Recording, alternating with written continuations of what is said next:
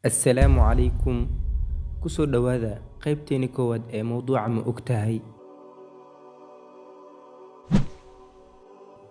Ma ogtahay in uu Nabiga sallallahu calayhi wasallam dhashay maalin Isniin ah, lana oofsaday maalin Isniin ah. Allahumma salli wa sallim calayh.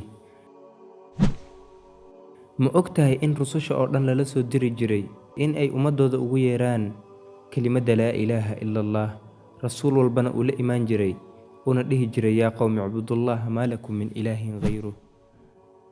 Ma ogtahay safiirkii ugu horeeyey ee islaamka in uu yahay Muscab bin Cumayr, Allah ka raali noqdee. Nabiga sallallahu calayhi wasallamna waxa uu u bixiyey Muscabul khayr.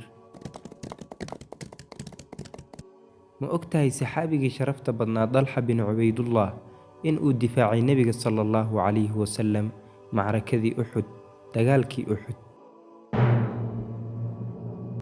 Ma ogtahay saxaabigii sharafta badnaa ee Bilaal bin Rabaax in uu yahay midkii dilay Umayya bin Khalaf